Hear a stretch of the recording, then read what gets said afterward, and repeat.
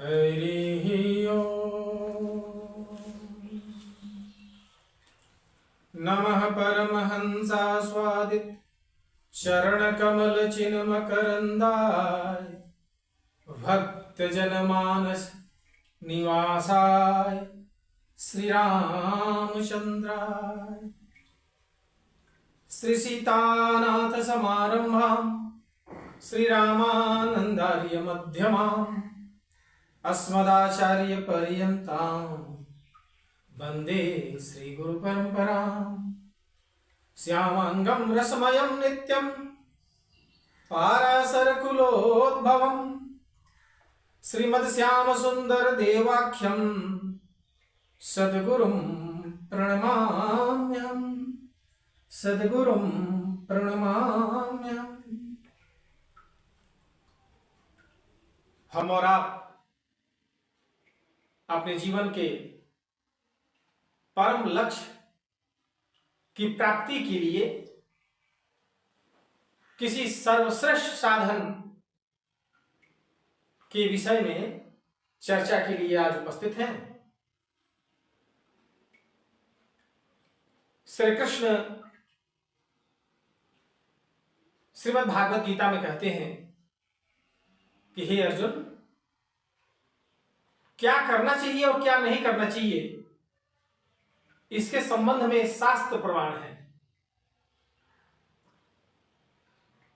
श्री गीता जी के 16वें अध्याय का 24वां, 23वां और 24वां दोनों श्लोक हमारे लिए बड़ा उपयोगी है। श्री वसुदेव कहते हैं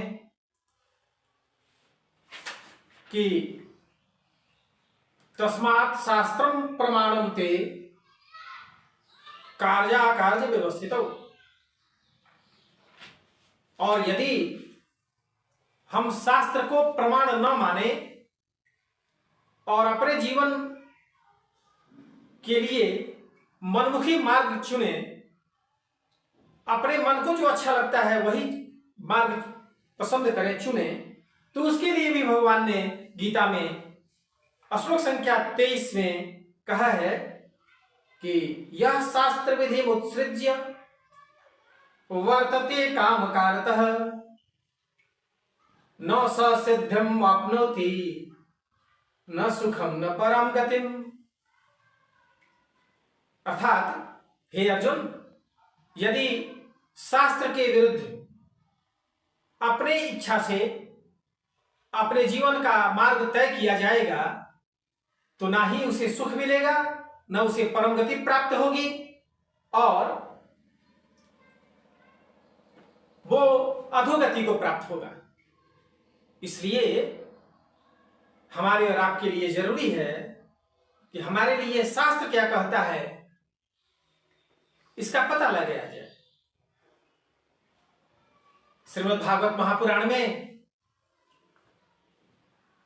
चारों युगों के लिए अलग अलग मार्ग बतलाया गया है। जैसी रोग वैसी दवा, रोग के अनुसार ही निदान भी उचित होता है। सतयुग में जहां सत्व गुण प्रधान था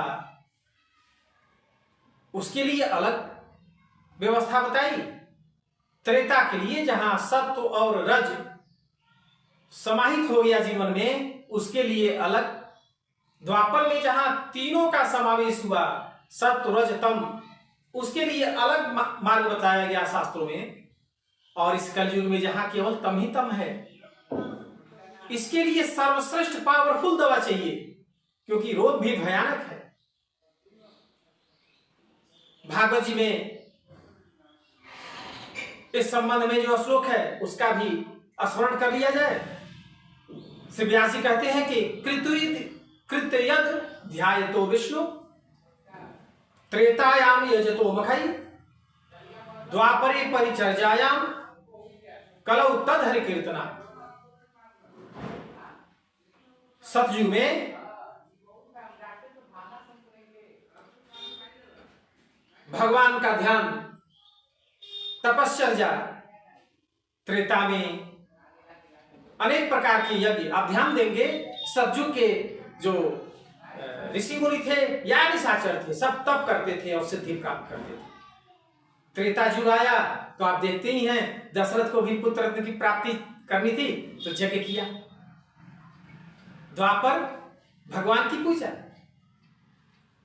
और कलयुग में सबसे शक्तिशाली हथियार चाहिए, इसलिए भगवान के नाम का स्मरण बताया गया। फिर नारद जी ने पितामह से भी पूछा बृहद नारदीय पुराण में कि पितामह कलयुग के प्राणियों के उद्धार का उपाय बताएं। तो वहां भी पितामह ने नारद जी से यही कहा कि हरे नाम हरे नामैव केवलम, शब्द पर ध्यान देंगे, केवल शब्द का प्रयोग है, मतलब इसके अलावे कोई नहीं। आगे भी उन्होंने कहा कलौ नास्तेव गतिरन्यथा, मतलब कलयुग के प्राणियों के उद्धार के लिए केवल और केवल भगवान का नाम बतलाया गया, और जो विधि विधान है वो और जो के लिए हैं। कलयुग के प्राणियों के उद्धार का एकमात्र उपाय भगवान के नाम का स्मरण है।